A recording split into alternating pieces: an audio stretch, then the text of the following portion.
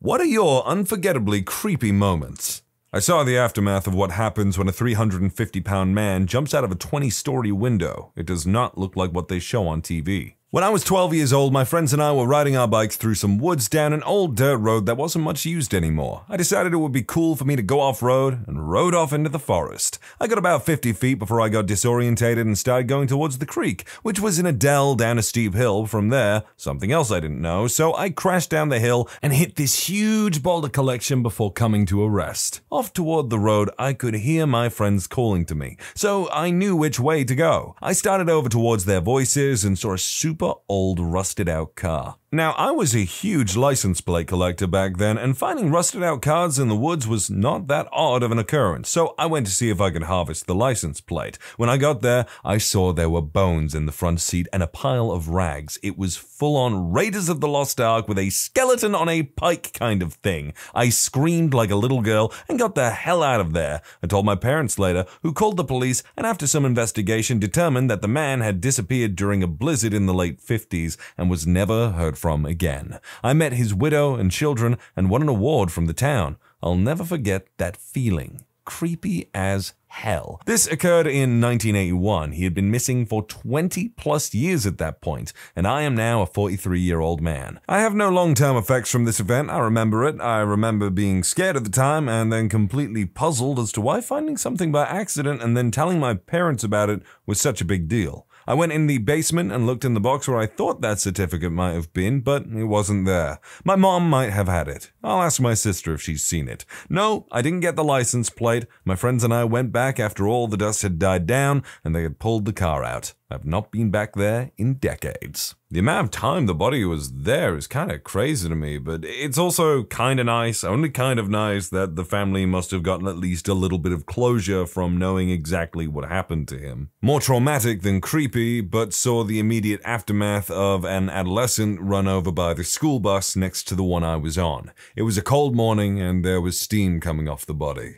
I remember that and the spilled lunchbox. This is why they have sweeper bars on the front of the buses now, to make sure adolescents walk far enough in front of the bus that the driver can see them.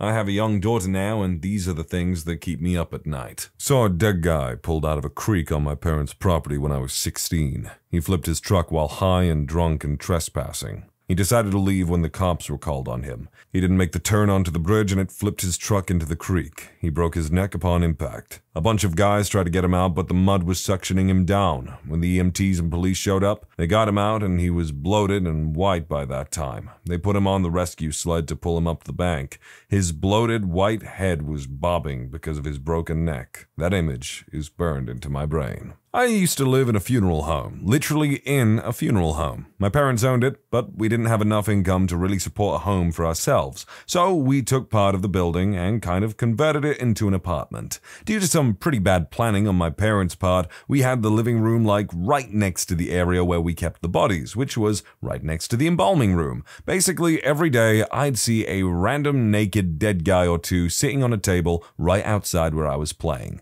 Sometimes my dad would be working in the embalming room, you know what I mean by working, and since there were pretty big windows on the door, God knows why, I would get to see almost everything, from a guy getting stabbed and having his blood let out, to the egregious stitching that would have to be done to guys coming from the morgue. But as time goes on, you just get used to it, and all of it isn't really that scary. You don't really know any of the people that you see dead, so there's no real psychological impact on you. The only scary thing is when friends of the family get sent to the funeral home. That could put a man in the mental clinic. Growing up in the funeral home, now boys, stop playing with the embalming fluid. When I was learning to drive, my father would accompany me. There was a football game in town that the rest of my family was at, but I was not going for some reason. On my way home and into my neighborhood, a fairly large neighborhood, we went past a van, a plain white van that was off, until it turned on and followed us all the way to the road that my house is on. It went to the cul-de-sac. My father took the truck to the game, leaving no vehicles in the parking area and myself alone at home. That white van decided to pull into my driveway, so I ran into my father's closet and grabbed a shooty bang bang and walked out in my front porch with it drawn at the van.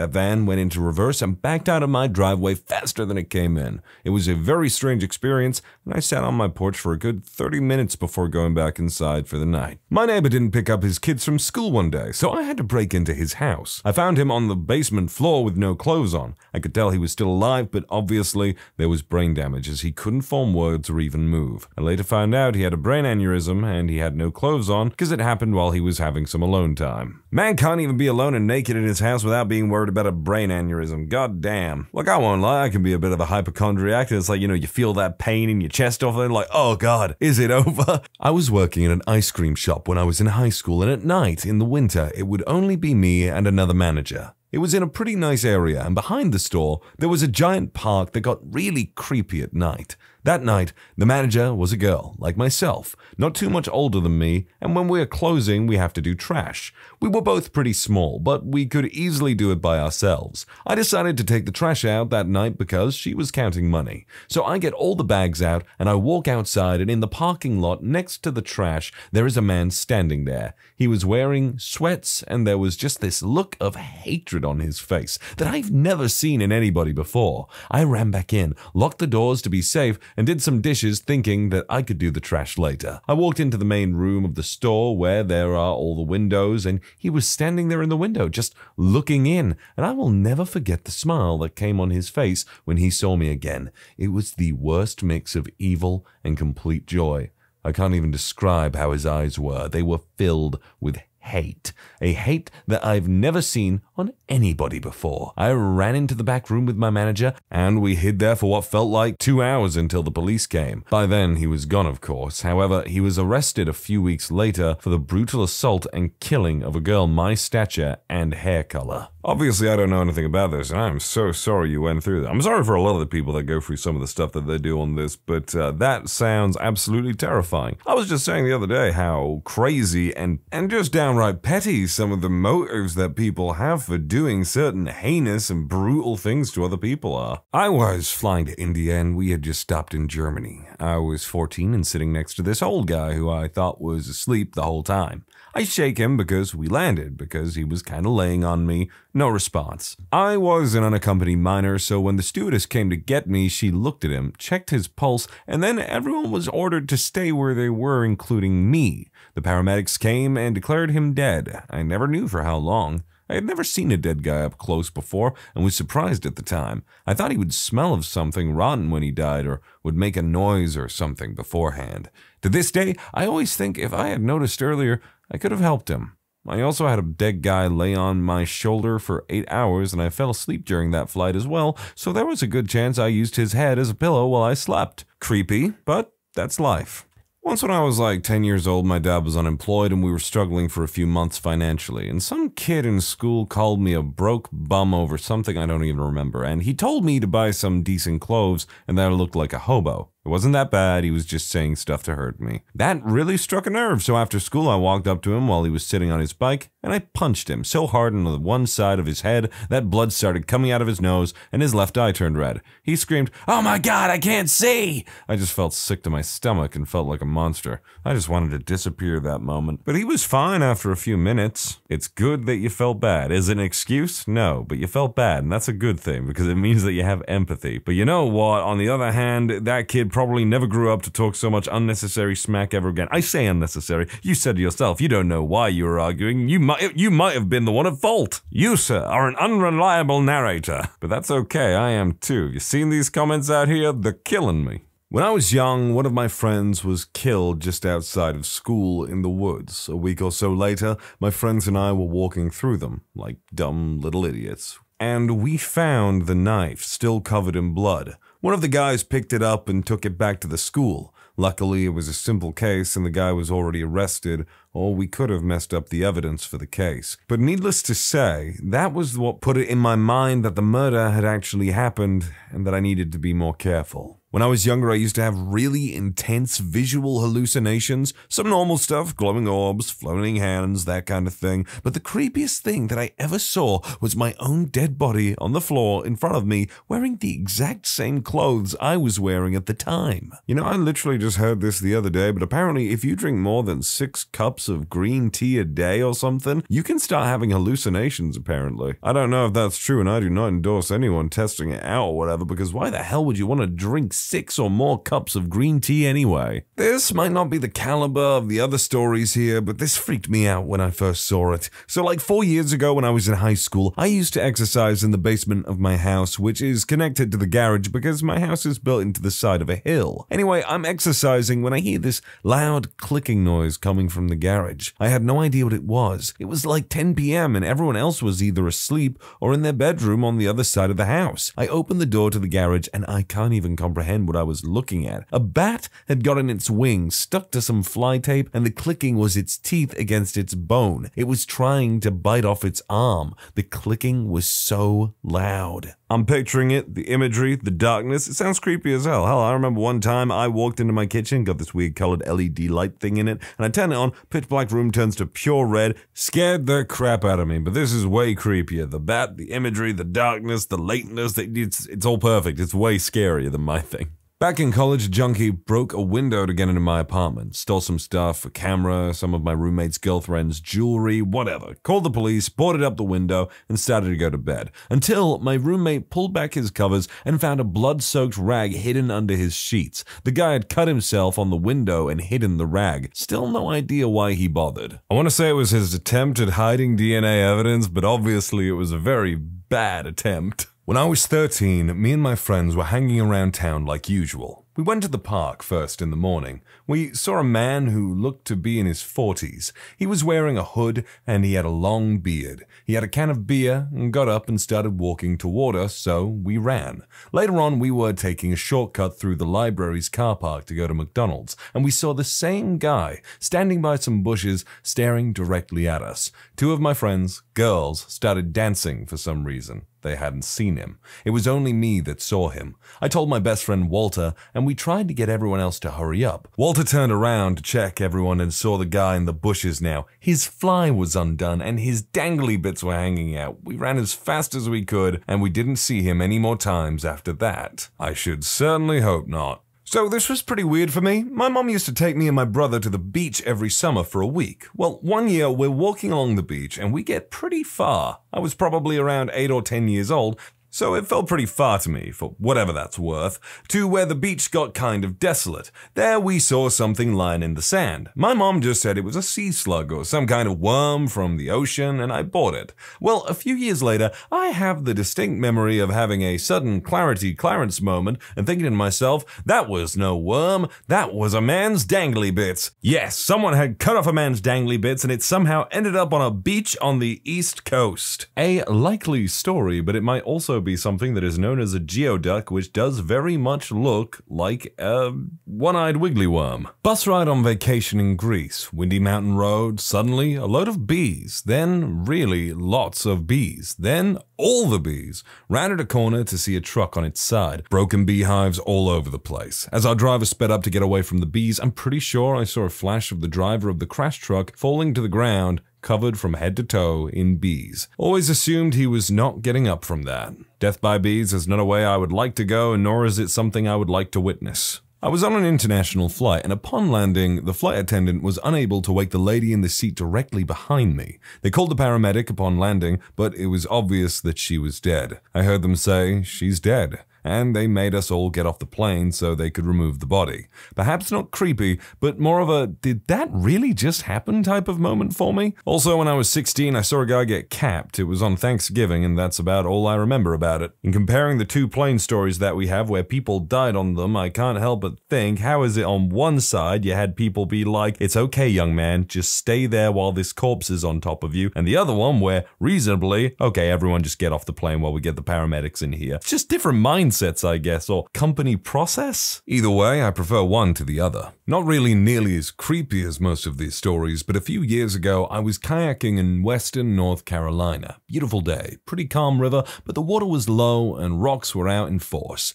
I kept having to push them off. At one point, I was coming up to a medium-sized brownish rock and preemptively tried to push off it and moved it. Thinking, that's weird, I continued to push it, only to turn around and realize that it was a dead dog. The face looked kind of mutilated, and now that I'd dislodged it from whatever kept it in place, it rode the white water and followed me down for a while. The worst part was that I kept finding them. 4 dead dogs, all seemingly killed violently, floating down the river with me, bumping against my kayak. That legitimately sounds like the worst kayaking trip ever. My friend and I had permission to go over to this abandoned house to basically loot what's left of the house and keep what we picked out. The house was empty except for junk and empty pill bottles and medication. The garage, however, was filled by the mounds of crap the previous tenants had left over. As we're rummaging through the crap and books, I find a bag filled with gun parts and triggers, lower receiver, barrel and firing pins, and a banana mag, and another gun that was just missing the stock and firing pins. Gold mine. I quickly pocket that crap in my backpack and continue searching after finding this amazing loot, and I continue up into the attic. I find a small journal and a bunch of meds and needles and a bunch of government files and folders with red tape all over. The documents had redacted black lines and stuff, so all I could make out was that they had an operation initiated for deploying weapons or something. So after that, I read the journal. The journal belonged to the wife of the man who lived there. At first, it started off very dark. Stuff like he would start coming home late at night without announcing himself and would mutter and get angry. Later, he was being treated with meds for which I don't know and don't remember what meds was left in the attic, and apparently was a paranoid schizophrenic and was extremely abusive and would hurt the wife and not remember doing that a few seconds afterwards. She spiraled into depression and talked about self-deletion and stuff.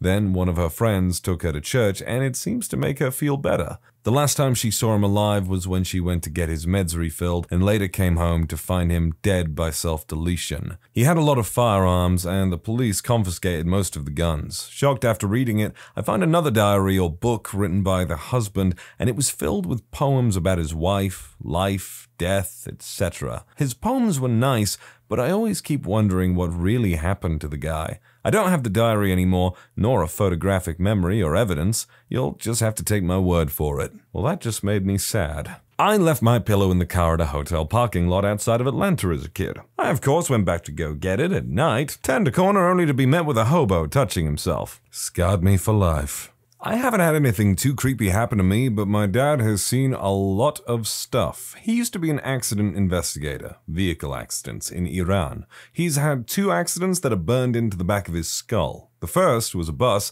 that had some sort of metal pole, sorry for the lack of a better word, go through the front and skewer passengers. He explained how when they opened the bus door, there was blood spilling down the steps. The other was when he was at the police station, where he worked. Before I start, let me say that it was a tradition to turn your truck's light off when you pass a police station. At this station, they had a sign saying not to because it caused a lot of car accidents. So what happened was that there was this 18-wheeler driving down and he decided to turn his lights off. At the same time, on the other side of the street, there were 3 young guys, ages somewhere from 18 to 21, in a car that would resemble a Mini Cooper. They had the stereo on full blast and pretty much having a good time. As the young guys were driving, they didn't see the 18-wheeler coming their way. I guess what happened was they didn't see it and pretty much drove on the wrong side of the road. You can guess what happened. I remember my dad saying how the music on the small car stereo went completely silent right when they crashed. The 3 guys died on impact. Worst part? The truck driver came in with his food pretty much saying, "Hey, where can I go eat?" Emotionless and not caring that he just killed 3 people. My dad and the other guys working there, they were friends, took the guy into a room and beat the crap out of him. I was a 13-year-old kid sliding down the side of a gravel pit in an old quarry. The pit was located close to a private graveyard dating to the 17th and 18th centuries. On what would be my last slide down the side of the pit, a skull rolled down after me, landing with a dry rattle against the small of my back. I ran home and told my mother. I was panicking. Ultimately, the police were called. A high school teacher of mine, a man with an anthropology degree, was was called in when it apparently became quite obvious that this was nothing recent. It turns out that the skull belonged to a person who had died of tuberculosis, as was not uncommon during colonial times, of being a possible victim of a vampire attack. They had been buried outside of the graveyard, face down. At some point after they had been buried for a number of years, they were dug up and some of their bones were rearranged. The rattle I heard from the skull was due to the individual's canines having been removed, and they were found inside the skull. I had no idea about people from the 17th or 18th century being like, oh, tuberculosis, no, vampire attack, and stuff like that. But there's also something really entertaining to me. It's so like, TV show-esque, I guess. Obviously, fiction imitates reality, but like the whole call the teacher from the high school with the anthropology degree, I don't know, that's just fun to me. When you subscribe, make sure to hit the bell to turn on notifications. Put the playlist on in the background to finish listening to all the stories. And if you like Am I the Genius, give Am I the Jerk a shot. Linked in the description below.